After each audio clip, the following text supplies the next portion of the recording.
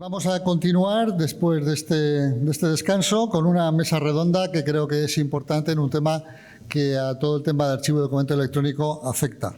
Hablaremos de 10 años de Esquema Nacional de Interoperabilidad y Esquema Nacional de Seguridad, balance y prospectiva.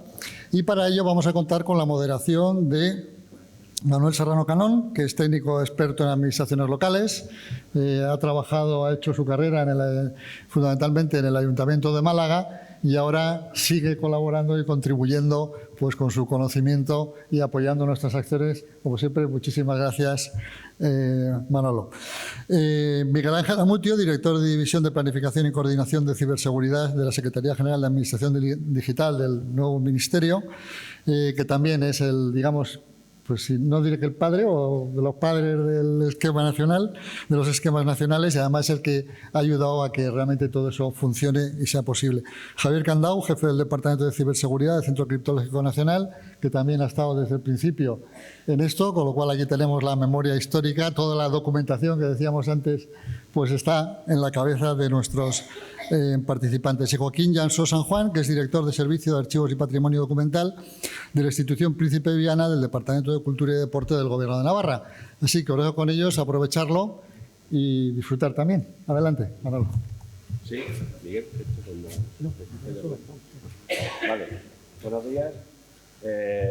Como procede, habrá que felicitar a los organizadores por esta idea, tanto al Ayuntamiento de Leganés, a la FEN y, por supuesto, al Club de Innovación, porque creo que lo dije el año pasado en este mismo congreso, en esta odisea de la transformación digital, si hay un colectivo que a mí, por lo menos personalmente, me ha sorprendido por su ocupación y su preocupación, son los archiveros.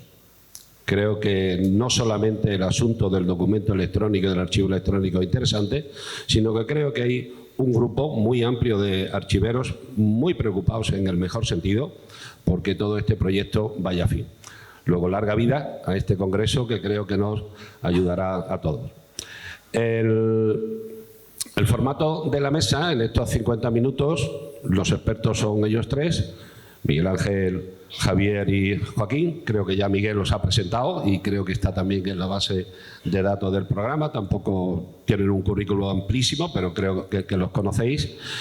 Y para hacerlo un poquito ágil, vamos a utilizar una primera parte de una intervención de posicionamiento, donde cada uno va a hacer un pequeñito balance, como dice el título de esta mesa. Y luego vamos a pasar a una ronda de debate un poquito más interlocutora. Utilizaremos la filosofía de la metodología del LDS, no el LSD, que es peligroso, se sube a la cabeza. El LDS es Like, Dislike, Suggestion, porque, como bien nos ha hablado Fernando de Pablos también antes, hablemos primero de lo positivo, de lo que nos gusta, de lo que hemos hecho bien. Empecemos reforzándonos un poquito para luego ver lo que no hacemos tan bien o hemos dejado de hacer, para acabar con una aportación de ideas o sugerencias a futuro, para ver si al menos en este reto de esta legislatura que tenemos entre local y algunas autonómicas y nacional, que acabarán el 23 o por ahí, a ver si hemos conseguido pues, dar un pasito más. ¿Vale? Así que un primer posicionamiento, Miguel Ángel, cuando tú quieras. Muchas gracias, Manuel. Buenos días y también agradezco la oportunidad de participar en esta sesión, en este segundo congreso. En términos de balance de estos 10 años de los esquemas, a mí me gustaría dar primero 3 ideas de carácter general y luego unas ideas de cada uno de los 2 esquemas. En primer lugar, diría que los esquemas, por una parte, son el resultado, pero también han contribuido a un escenario que es un esfuerzo colectivo, multidisciplinar y continuado en el tiempo, en un escenario cambiante y de transformación digital. Y una transformación digital que además, como apuntaba el secretario general de Administración Digital, además de afectar a personas en primer lugar, a procesos, a tecnología y a datos, necesita dos elementos transversales que son la interoperabilidad y la seguridad, la ciberseguridad. Y por eso es de destacar que esas dos cuestiones han progresado hasta convertirse en principios generales de la actuación de las administraciones públicas, como ha quedado recogido en el artículo de Principios Generales de la Ley 40/2015. Y dicho esto, para también calibrar el alcance de los esquemas en estos años, habría que moverse en términos de 3 pilares y algo más. Y esto lo digo así porque llevo ya bastante tiempo que cuando ruedo por el mundo y especialmente por Europa me preguntan directamente cuáles son las claves del éxito de la administración electrónica o digital en España. Y al encontrarme de sopetón varias veces con esa pregunta, pues les digo lo siguiente. En primer lugar, un marco legal exhaustivo que nos proporciona seguridad jurídica, que ha sido un principio perseguido desde el primer momento y que incluye además todo lo relativo al documento, el expediente, la gestión documental, digitalización, copias, metadatos, etc. ¿Vale?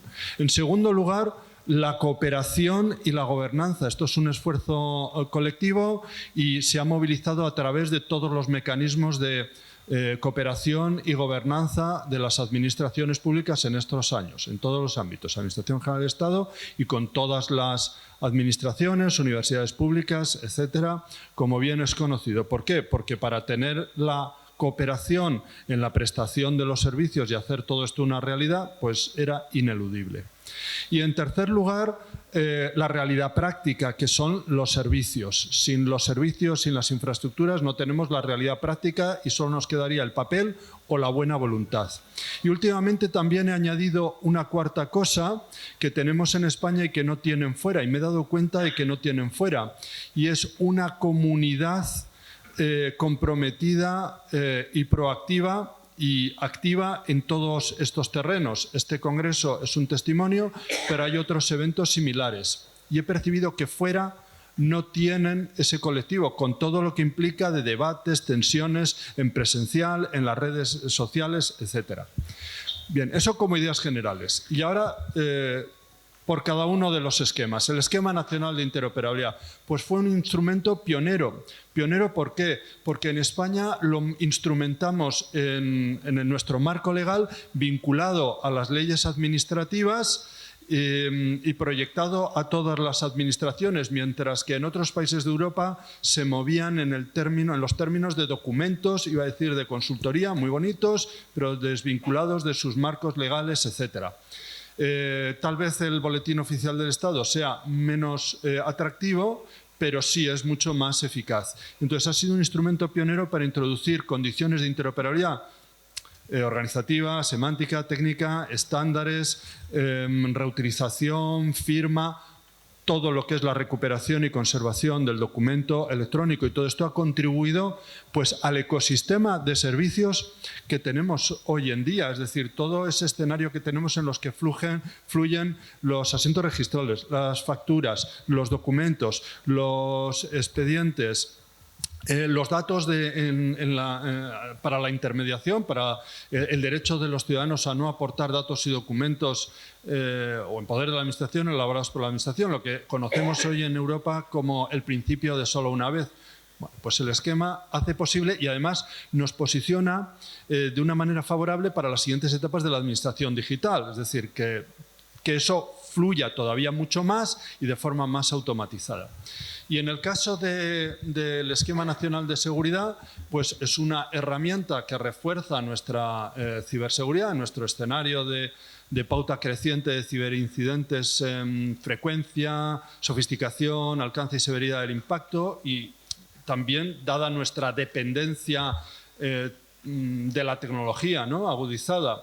¿Qué es lo que nos ofrece el esquema? ¿Qué es lo que hemos consolidado en estos años? Pues un planteamiento común de principios, requisitos, medidas, con el mecanismo de proporcionalidad y mecanismos de conformidad y de medición, que es lo que nos contribuye, y además hemos visto que es un instrumento que es útil para afrontar el escenario de ciberamenazas, de ciberseguridad y que además es un elemento que contribuye también al aportar ese planteamiento común al flujo de datos y servicios. Y bueno, pues para no adelantar y hacer spoilers de lo que diremos en las siguientes rondas, lo dejaría aquí. Javier va a utilizar unas transparencias en esta primera intervención, luego ya el diálogo es sin transparencias.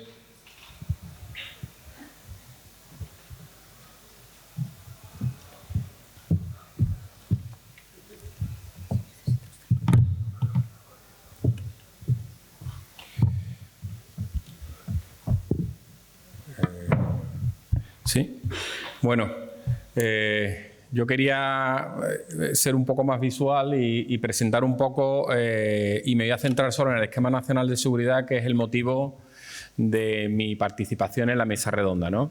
Sí que es verdad que aquí, dentro de toda la evolución de las leyes relacionadas con ciberseguridad, leyes y reales decretos, pues he resaltado el NS en 2010 y su modificación en 2015, pero también hay otros hitos importantes como la Ley 39 y 40, donde amplía muchísimo el marco del NS.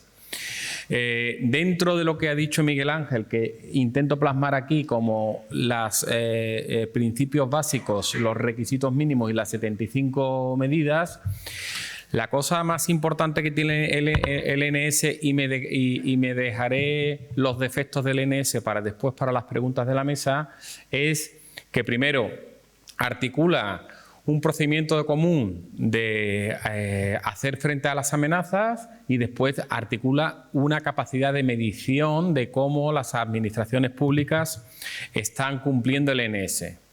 Y aquí sí que tenemos que decir que, aunque hemos metido, como ha dicho Miguel Ángel, muchos parámetros de proporcionalidad, sí que es verdad que el cumplimiento del Esquema Nacional de Seguridad para las administraciones locales, cuando esta administración local tiene menos de 20.000 habitantes, se hace extremadamente difícil, y lo modificaremos en la próxima modificación del NS el año que viene o este año. Nosotros lo que se ha hecho desde el CCN es desarrollar una serie de herramientas que facilitan a las administraciones públicas verificar el cumplimiento del NS y lo que hemos hecho en este último año pues es agruparlas en los entornos que vemos más interesantes. El primero, intentar auditar y medir cuál es nuestra superficie de exposición.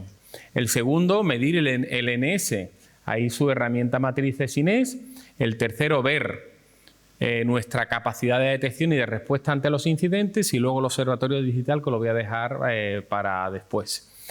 Centrándonos en el esquema de medición del NS, esta herramienta permite un conjunto de capacidades, y lo que sí que es cierto que hemos recibido un gran respaldo por parte de todos los organismos públicos. Ya hay más de 1000 organismos cargando datos, unos 200 de la AGE, otros 200 de las comunidades autónomas, 583 entidades locales. Cualquier ayuntamiento de superior a 75.000 habitantes está cargando datos. El 90% de los ayuntamientos entre 25 y 75 están cargando datos, y ya los ayuntamientos más pequeños son los que faltan por cargar datos, y universidades están cargando datos todos. Dicho eso, ¿cómo estamos? Pues estamos todavía en el 5 pelado. El margen de mejora es importante. ¿Qué pasa también? Que las entidades locales tiran mucho hacia abajo de esta nota general. Entonces, es un asunto que tenemos que ver, y tenemos que ver cómo facilitamos ese cumplimiento. Y simplemente quería ya, como última apunte, pues este último trimestre de 2019, desde prácticamente septiembre-octubre hasta ahora ya enero de 2020, hemos tenido unas campañas de ransomware bestiales. Para el que no conozca el nombre, que es ya bastante conocido, pero es el típico software que entra en los ordenadores de una organización y los cifra todos para luego pedir un rescate, ¿no? Pues hemos tenido una campaña asociada a este troyano, Emotet, que viene asociado con dos hermanos que son TrickBot y Ryuk. Ryuk, que es el último que cifra, que realmente nos ha hecho bastante daño. Nos ha hecho bastante daño porque ha habido 30, y cuando digo organismos afectados son organismos completamente parados. a costa de este malware. Hemos tenido ayuntamientos medianos, ayuntamientos pequeños, empresas.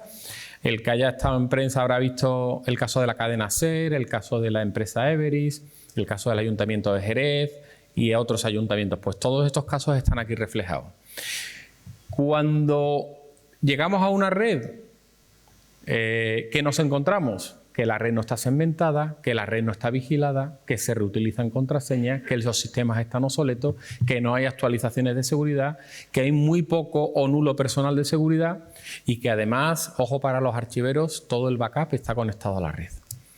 ¿Qué hace el atacante? Lo cifra todo. Entonces el esfuerzo de recuperación de una red de estas supera los 2 meses. Dependiendo del tamaño de la red, pero una red como la del Ayuntamiento de Jerez, que tiene más de 1000 ordenadores y 200 servidores, es difícil de restaurar completamente, cuando además los backups no los tenemos. ¿Qué se hace? Bueno, pues nosotros desplegábamos vacunas, punto final, segmentábamos la red y poníamos sistemas de alerta. Pero lo que estos organismos se han dado cuenta es que no solo vale con cumplir, digamos, normativamente el NS, sino que hace falta algo más. Hace falta que tengamos capacidad de respuesta. Y esto es a lo que intentamos. Estamos impulsando para todos los ayuntamientos el modelo del SOC virtual. ¿Qué nos dice el SOC virtual? Que tenemos en algún momento que hacer una respuesta conjunta a un ataque que es global. El SOC virtual tiene una serie de pasos, fase inicial, avanzada, y es un poquito poner una serie de medidas de seguridad que nos permitan realmente una defensa eficaz. Que ahora mismo el responsable de seguridad tiene poquitos instrumentos para hacer eso. ¿Y por qué le llamamos SOC virtual? Porque está claro que estas capacidades de vigilancia y respuesta no pueden estar en una organización, tienen que estar en un conjunto de organizaciones. Y voy a poner solo un ejemplo. Diputación de Burgos, 200 ayuntamientos. Y mejor lo pongo con un gráfico, ¿no? La Diputación de Burgos, los que pertenecieran al SOC virtual, si yo veo aquí, los que pertenecen al SOC virtual son los azules. Los encargados de informática de todos los ayuntamientos son los rojos. Está claro que los encargados de los ayuntamientos tienen demasiado trabajo como para dedicarse a ciberseguridad, pero con un equipo de 5 o 6 o 7 podríamos hacer frente a muchas cosas dentro de los ayuntamientos. Y esto una diputación lo puede abordar, apoyándose en los ayuntamientos. Y esto lo tenemos que impulsar ya, porque realmente tenemos un riesgo importante. Y al final hemos visto que el Sevilla gana, ¿no?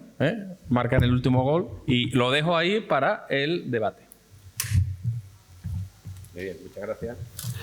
Joaquín nos va a dar una visión un poco más del archivero que toca archivo, ¿no? Un poco más en el día a día. Pasa. Bien, muchas gracias también pues, a los organizadores pues, por haber contado pues, con nosotros para hacer esta revisión de lo que ha supuesto digamos, el Esquema Nacional de Interoperabilidad y el Esquema Nacional de Seguridad.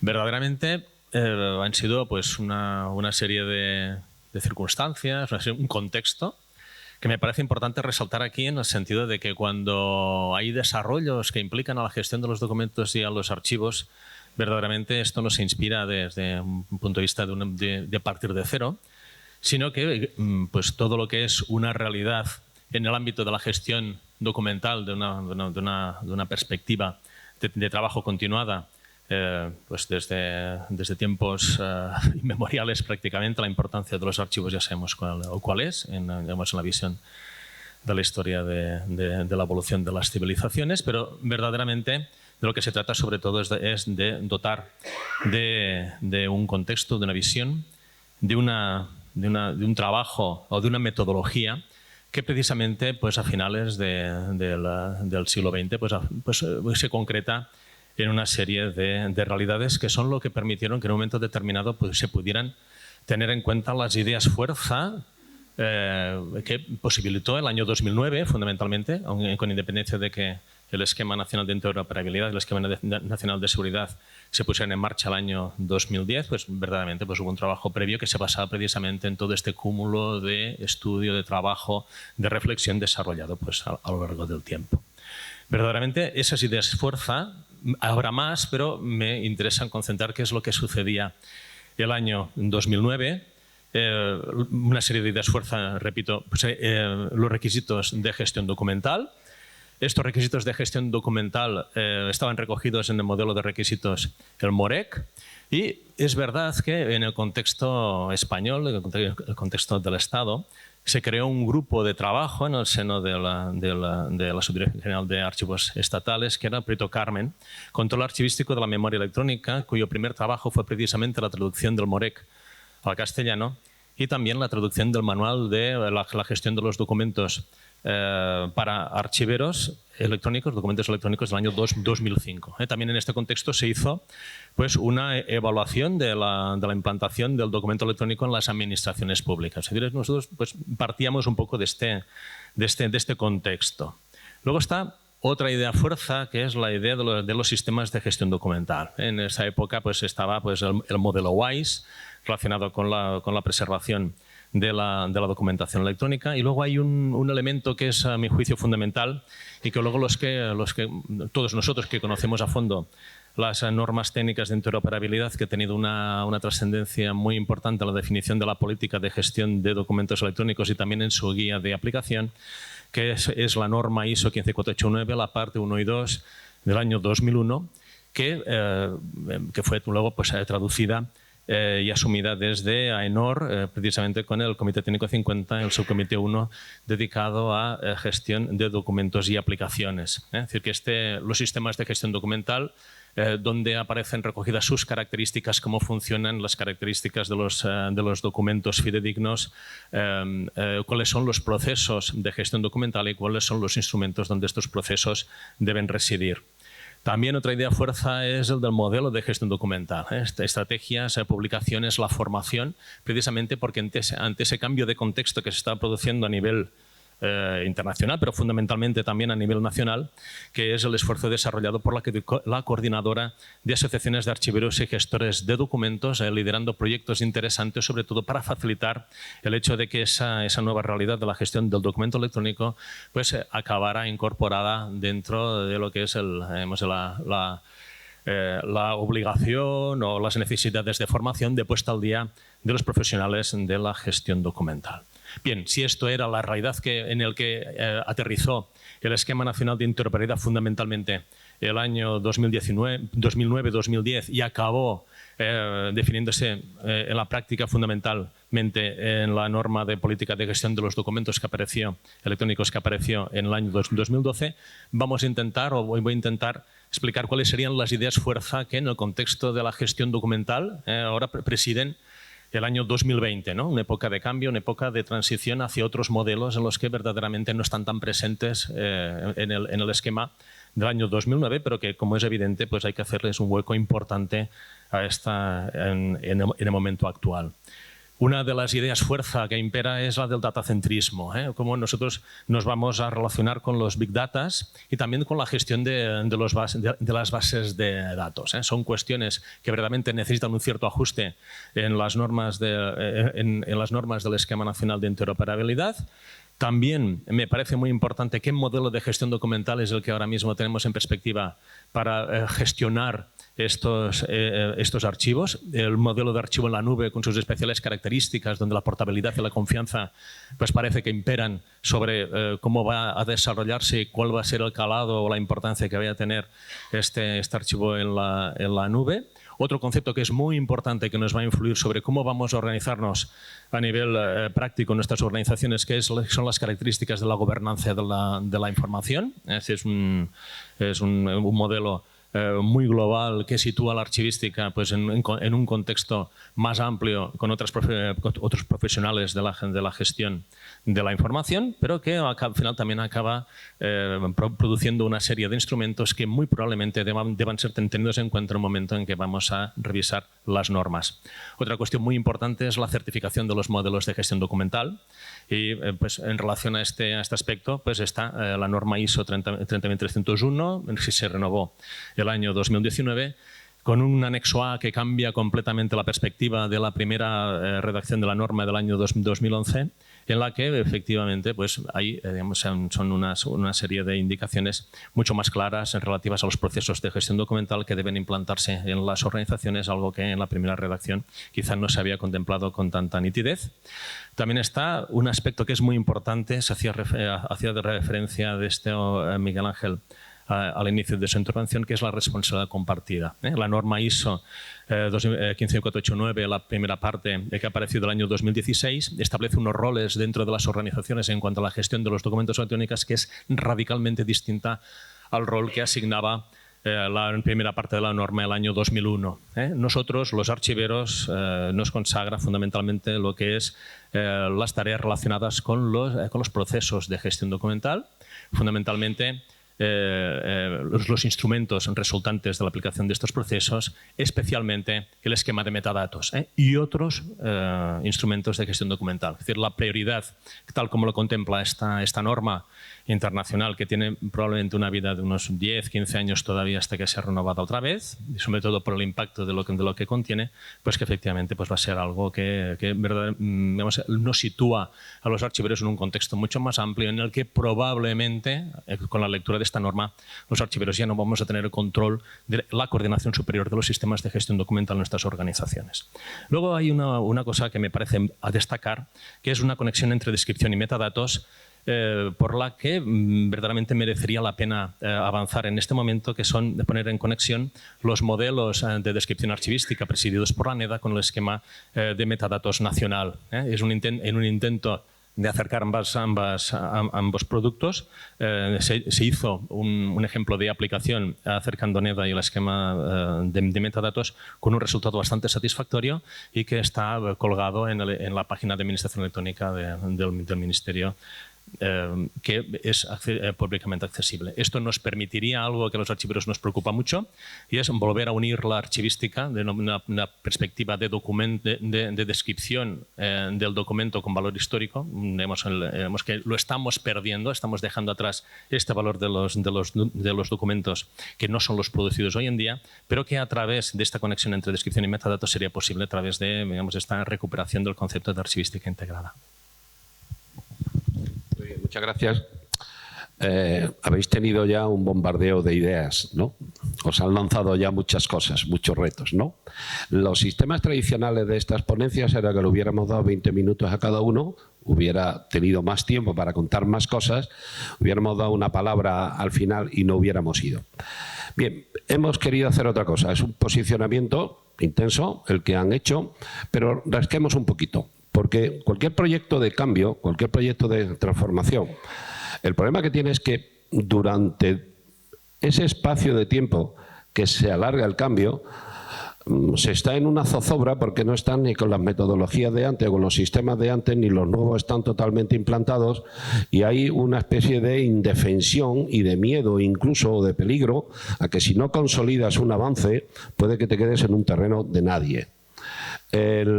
Quizás lo que deberíamos ver es, en esta legislatura, como apuntaba antes, para ir a un horizonte un poco corto, irnos de aquí con algunas ideas claras, con algunas líneas claras. Luego le hemos pedido, o le vamos a pedir a los ponentes ahora, por aquello que decía Peter Drake, que los ponentes lanzan muchas ideas, pero el público que está ahí sentado, más de 4 o 5, no se queda claras, ¿no? Le vamos a pedir que nos sinteticen esas ideas, que nos aclaren un poco, nos marquen las pautas o las líneas. Y en principio le vamos a pedir, siempre pensando básicamente en los dos esquemas, no estamos entrando en el proceso de digitalización más amplio, en los dos esquemas, y también sabiendo que estamos en un congreso de archivo, le vamos a pedir que nos deje cada uno cuáles son las 2 o 3 ideas, las 2 o 3 cosas que cree que los dos esquemas, en este balance que se hace, han aportado más, se ha hecho mejor, lo que más nos ha gustado, lo que deberíamos seguir reforzando, lo que si queremos seguir avanzando, ojo, no nos descuidemos, esto es lo mejor que nos ha aportado y dónde debemos ir. Después veremos lo contrario. Miguel Ángel, tu balance de los dos esquemas, ¿qué resaltarías y por dónde habría que no descuidarse y seguir avanzando? Bueno, vamos a ver, repasando los dos esquemas, en primer lugar el de interoperabilidad. Y poniendo el foco en la parte del documento. Hoy nos parece natural ese capítulo 10º que habla de la recuperación y conservación del documento, de la seguridad, los formatos y la digitalización. Pero como bien saben muchas personas y sabe Joaquín en particular, pues cuando estábamos concibiendo el esquema no era ni medio claro y había debate y había actores que consideraban que por qué tenía que haber un capítulo relativo al documento electrónico en el Esquema Nacional de Interoperabilidad. Hoy eso ya no es una duda, pero esa playa hubo que tomarla. Y una vez tomada esa playa, pues hemos asentado ese capítulo del cual hubo eco en el Real Decreto 1708-2011 de archivos y es el que ha permitido que tengamos todo ese conjunto normativo de normas de gestión documental, de documento, de expediente, de copias, de digitalización, el esquema de metadatos con toda la colección de documentos de soporte que ha promovido que las entidades se ocupen de manera organizada con la política de gestión de documentos electrónicos, los roles y todo el aparato que implica la política, las normas y los procedimientos, que en ello estamos, para ocuparnos del documento electrónico. Y para poner esto en valor, en el año 2013, en otoño de 2013, un colega alemán nos escribe en ametralladora a toda Europa y pregunta en una frase y media lo siguiente: ¿alguien ha resuelto, por favor, cómo intercambiar documentos electrónicos en términos de contenido, firma y metadatos? Solo eso. Solo contestó un país. Fue España, con todo el pack de las normas técnicas en inglés. Eso como balance en relación, y luego llegarán otros retos y más cosas, y ahí dejo la parte de interoperabilidad. Y en la parte de seguridad, bueno, pues en ese contexto en el que hemos desarrollado los planos normativos de soporte, de conformidad y de medición, pues uno de los aciertos del LNS ha sido contemplar también la protección del documento, que hay que concebirlo de una manera global, porque no solo es la protección del documento individual, es la protección del sistema en su conjunto que alberga o almacena o que está moviendo los documentos. Por eso tenemos un principio básico que se ocupa, el de prevención, reacción y recuperación, el requisito mínimo de protección de la información almacenada y en tránsito, y hay medidas de protección, conjuntos de medidas de protección de la información, de protección de los soportes, de control de acceso, que se ocupan de la protección del documento. Protección que hay que ver también, y tenemos que progresar de una forma más armonizada entre la política de seguridad y la política de gestión de documentos electrónicos. Y ahí, bueno, pues hay una serie de perchas o de puntos de enganche que están en el esquema nacional, en el esquema de metadatos de gestión de documento electrónico, que hay el elemento 8 que se ocupa de la seguridad y también, sin perder de vista, el elemento 9 que se ocupa del acceso. Y eso es lo que destacaría de la parte de seguridad. Todo ello ha contribuido también a la implicación en todo este proceso de los expertos en archivos y en gestión documental, que tienen que interiorizar la importancia de estar desde el principio, porque cuando se están concibiendo esos datos o esos documentos que hay que proteger por protección de datos, porque hay que proteger de por sí por el resto del quehacer, que van a estar sujetos a transparencia, a derecho de acceso y a reutilización, pues, y a conservación permanente, pues habrá que prestar atención desde el principio. Bueno, con respecto a los puntos fuertes, yo me voy a centrar solo en el Esquema Nacional de Seguridad. También quiero darle a la aproximación una aproximación global. Muchas veces cada uno ve su problema. Aquí vuestro problema es el sistema de gestión documental y el archivo electrónico. Pero esos son dos sistemas que tiene cualquier ayuntamiento, cualquier comunidad autónoma dentro de los 100, 200, 300 sistemas que tienen cada uno. A todos les aplica el Esquema Nacional de Seguridad. Y a las medidas que ha dicho Miguel Ángel, yo el acierto más grande que le he visto al Esquema Nacional de Seguridad es que es la obligatoriedad. Porque implementar medidas de seguridad, aunque ya parece que se está venciendo y que cuando desarrollamos un sistema nuevo prácticamente te preguntan cuáles son los requisitos de seguridad y qué tienen que hacer para cumplir el NS, esto nos ha costado una gripe de 10 años. Una gripe de pelearnos con todo el mundo y de encontrarnos sistemas que le llaman los cursis legacy. No, es que está heredado y yo no lo voy a cambiar porque no hay presupuesto. Las medidas de seguridad son obligatorias. Y si son obligatorias, son obligatorias. Y nosotros, que somos funcionarios públicos, que tenemos que dar ejemplo, tenemos que hacer que esas medidas de aplicación nos las creamos y que tienen que ser obligatorias. El segundo punto fuerte del Esquema Nacional de Seguridad es el artículo 35, obligar a todo el mundo a decir cuál es su posición de seguridad. Y ese es el informe INES que todo el mundo tiene que rellenar y que en algún momento sí que podríamos particularizar para los sistemas de gestión documental y archivo electrónico a ver cómo cumplimos el INES. Y me voy a quedar en esas dos ideas porque las demás, que son las debilidades, creo que vienen en la segunda pregunta. Bien, desde mi punto de vista, yo me voy a centrar fundamentalmente en lo que es el Esquema Nacional de Interoperabilidad. Pero también yo valoro el hecho de que a través del Esquema Nacional de Interoperabilidad los archivos han tenido una presencia legal que verdaderamente antes estaba mucho más limitada en cuanto a lo que es las tareas de gestión documental implicadas en las administraciones, ¿no? También, por ejemplo, la norma técnica de la política de gestión de los documentos electrónicos deviene un modelo de referencia obligada, y luego pues, que no basta con esa política, sino que cada entidad tiene que definir la suya, y a través de eso también pues, trabajar su propio modelo de gestión. Aparte de esto, pues, otro elemento que es muy importante del INE, yo pienso que le ha dado una cohesión muy importante, es el esquema de metadatos. Hablaba Miguel Ángel de esos años en los que estábamos buscando el modelo y demás, ¿no? Decimos, ¿y australiano? ¿Y por qué Australia? ¿No? Hemos ido a buscar un modelo australiano, ¿no? Verdaderamente era un modelo pues, basado en relaciones que luego pues, hemos visto que efectivamente pues, enlaza y que va mucho más allá de lo que es una perspectiva pues, cortoplacista o de tradición de trabajo desarrollado en este momento determinado. Lo que se buscaba también era una perspectiva más amplia y en la que encajar pues, un esquema sobre el que trabajar con la información de cara a esa interoperabilidad, que es lo que se buscaba.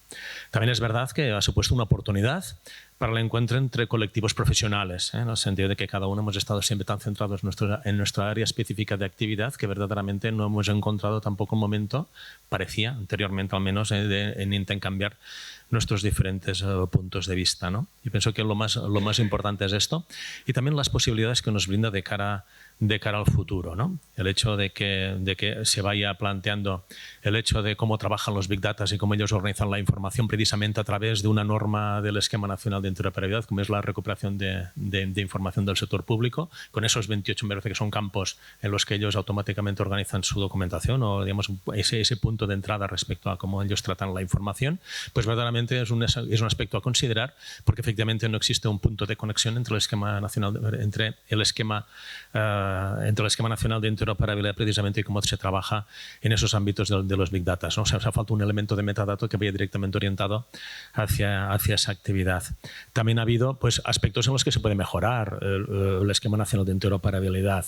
El tema de la perspectiva que es el que tenemos los profesionales muchas veces respecto al modelo monentidad. Todavía existe pues, un agarradero por parte de muchos profesionales a la hora de no plantearse trabajar el modelo de las entidades en un entorno relacional, cuando verdaderamente todo parece que empuja hacia aquí, ¿no? Quizá esto también es algo que como colectivo profesional tenemos que avanzar hacia ahí, ¿no? Las relaciones son importantísimas, básicas en el modelo y que verdaderamente es importante trabajarlo en esa dirección. Insisto una vez más, también es un modelo basado en relaciones, un modelo definido por la Comisión de Normas Españolas de Descripción Archivística. Por eso, digamos, son dos modelos que se pueden trabajar de una manera coordinada nada y que redondarán un beneficio sobre todo de la interacción entre la documentación anterior y la actual, ¿no? Otro elemento muy importante es la terminología. Hay unas referencias, por ejemplo, a la calificación que en principio pues parece como que de hoy deberían tener revisarse un poco más y hablar directamente de conceptos como evaluación, que son más extendidos y que verdaderamente el concepto de calificación parece un poco residual. Bueno, y aquí me acabo. Como veis, cada uno tiene su propia percepción. Durante la comida me encantaría que me hicierais alguna aportación de qué quería decir Octavio Paz con esta frase. ¿Lo tenéis claro? Yo cada vez que la leo interpreto una cosa o me quedo un poquito en el aire. Se admiten sugerencias. Bien, muy sucintamente, porque nos quedan 7 minutos, los dos esquemas seguro que han tenido alguna laguna, seguro que han tenido alguna cosa que no nos ha funcionado o que no se debería haber hecho. Muy rápidamente, para poder acabar un poco de más tiempo con ideas propositivas y de un poco de que nos dé esperanza para el futuro. Pues muy rápido, en el ENI, lagunas. No hemos conseguido consolidar como en el ENS los planos de medición y de conformidad. De medición, como se hace en INES en el ENS, y de conformidad. Y también se nos ha atascado la actualización. Esto tiene un sentido porque no hemos querido una actualización de tipo francotirador, sino hace muchos años que pensamos que el camino era vincularla a las leyes 39 y 40 y a su desarrollo.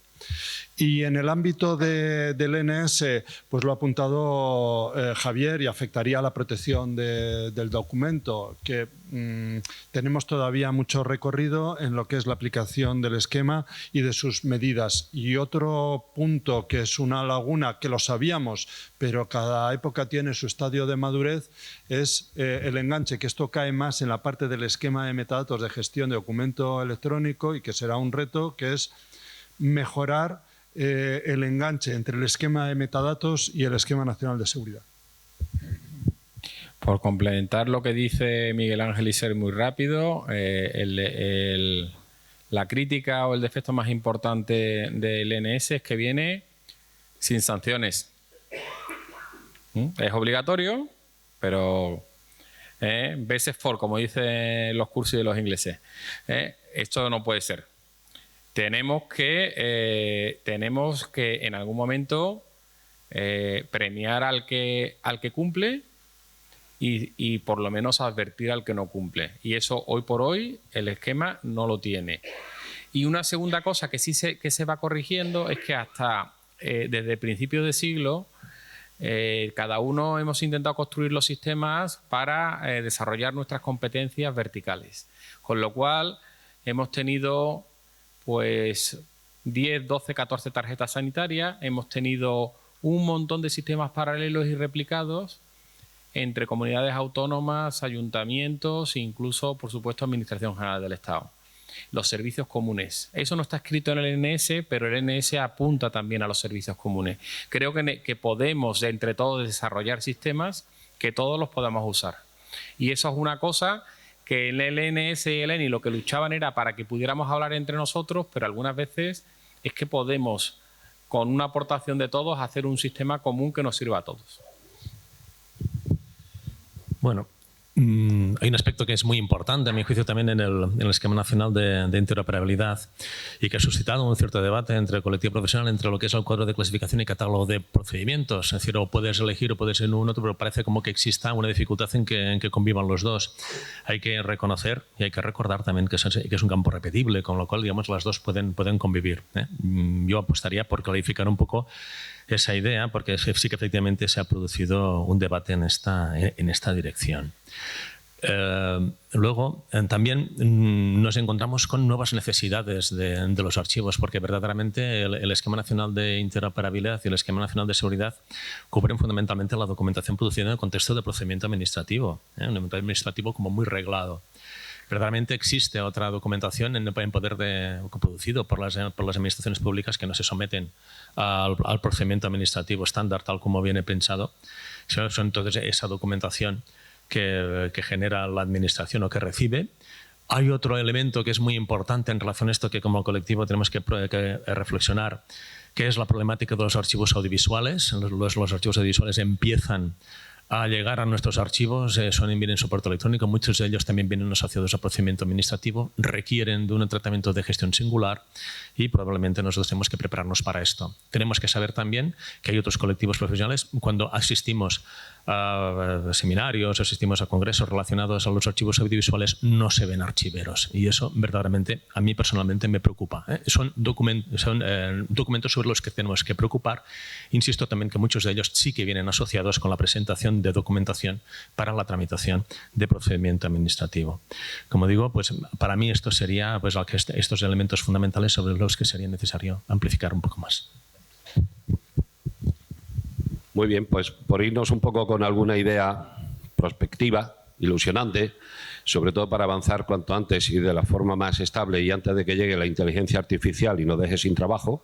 Ya no hará falta archiveros, ni congresos de estos, ni nada de esto, ya ociaremos. Pues muy rápidamente y quizás desde una perspectiva un poco más amplia, ¿no? No solamente a lo mejor tecnológica o no tal, porque quizás la variable organizativa, la variable humana, la cultura digital, la cultura de la seguridad, a veces quizás tampoco las hemos implantado excesivamente. ¿Qué factor crítico, qué línea de éxito crees que deberíamos abordar por lo menos en estos 3 años? Bueno, hay un elemento a repensar en el esquema ahora ya en 2020 y en lo que viene hacia adelante, y es este escenario datacéntrico en el que estamos viviendo. Estamos con noticias constantes de grandes liberaciones de conjuntos de datos, de iniciativas comunitarias sobre el libre flujo de datos y del potencial del dato. Es una cuestión que hay que repensar y incluso pues el propio Marco Europeo de Interoperabilidad ya nos dice que tenemos que tener una estrategia en relación con el dato, que tenemos que tener un conocimiento, tratar la calidad, tratar las interfaces, los metadatos, etc. Ese dentro de lo que sería a futuro, aparte de la actualización para lo que es el contexto legal, revisión de NTIs, de documento, expediente a la luz de la experiencia y necesidades y posibles nuevas normas técnicas que pudieran surgir pues, en el terreno de los archivos. Y en la parte del esquema nacional de seguridad, pues probablemente lo va a profundizar Javier, pues ahí estamos embarcados en hacer los trabajos para alinearlo con el contexto normativo estratégico, flexibilizar, pensando, por ejemplo, en las entidades locales que puedan tener unos perfiles de cumplimiento y en actualizar principios, requisitos y medidas a la luz de las tendencias actuales en ciberseguridad. Eso así, dicho rápido. Muy rápidamente, la primera es, el primer reto que tenemos es facilitar el cumplimiento. El NS está muy bien, pero el NS le ha venido grande a los ayuntamientos pequeños. Tenemos que hacer que los ayuntamientos pequeños cumplan, y con lo cual tenemos que adaptar el NS para que el cumplimiento sea sencillo. Segundo reto, servicios en nube. Los servicios en nube, ¿cuál es la tendencia que tenemos teniendo las administraciones? Irnos a Irlanda, a Office 365, a Azure, etc. ¿Podemos tener servicios en nube en España? ¿Los podemos tener? Simplemente tenemos que cooperar entre todas las administraciones. Y tercer reto, implicar a las comunidades autónomas, a las diputaciones, a los organismos intermedios, de tal manera que dentro de la medición del NS incluyamos lo que se llama organismo supervisor. Ese organismo va a recibir y va a comparar a todos sus organismos dependientes. Una diputación podría hacerlo con los ayuntamientos de una manera flexible, una comunidad autónoma con todas sus consejerías, pero lo que sí que tenemos claro es que en algún momento y a nivel mucho más focalizado en una comunidad autónoma, podamos ver si esa consejería cumple y aquella no cumple. Y ese organismo supervisor ya está implementado y ahora tenemos que todo el mundo se adhiera y que trabaje sobre eso. Bueno, para mí lo más importante de toda posible evolución de cualquier norma es adecuarse fundamentalmente a lo que son las necesidades del ciudadano. Hablamos de una administración que se tiene que poner como centro de su actividad al ciudadano, con lo cual cualquier iniciativa relacionada con lo que sea el facilitar el acceso a esa información y que el ciudadano esté protegido y que confíe también en el trabajo de la administración para mí es fundamental. Garantía en cuanto al mantenimiento de autenticidad de los documentos en el largo plazo, garantía en que las aplicaciones informáticas que hagan posible que ese mantenimiento de la autenticidad de ese documento sea eficaz, sea correcto. Y también, por otro lado, desarrollar estrategias no solamente de preservación de esta documentación en el contexto puramente administrativo, sino desarrollar también estrategias de difusión de esta documentación, porque no olvidemos que estamos hablando de patrimonio documental y que este patrimonio documental tiene que ser difundido, transmitido a la ciudadanía, y desde luego este documento nacido digital también va a ser susceptible de actividades de difusión y de conocimiento, tal cual estamos ahora también desarrollando con el documento analógico. Es decir, en algún momento tenemos que preocuparnos también por esa dimensión de lo que es la transmisión de nuestro patrimonio documental nacido digital a nuestras generaciones futuras. Muy bien, muchas gracias. Ha sido un placer compartir el expertise que hay aquí en esta mesa. El formato auditorio tiene sus ventajas y sus inconvenientes. No puede haber participación de público, no tal, pero creo que han quedado apuntadas muchas cosas. Me quedo con esa necesidad que tenemos de intentar conseguir en la curva de la excelencia. Decimos que se va subiendo hasta que la excelencia llega a un nivel, a una meseta donde se estabiliza. Hay que llegar a esa estabilización para que esto no pueda dar una marcha atrás, para que no se nos pueda correr riesgos. Y en eso, pues creo que contando con algunas ideas, está grabado todo, podéis sacar alguna conclusión. Y Miguel, no te entretengo más, que sé que tienes otra ponencia. Muchas gracias y gracias a los ponentes.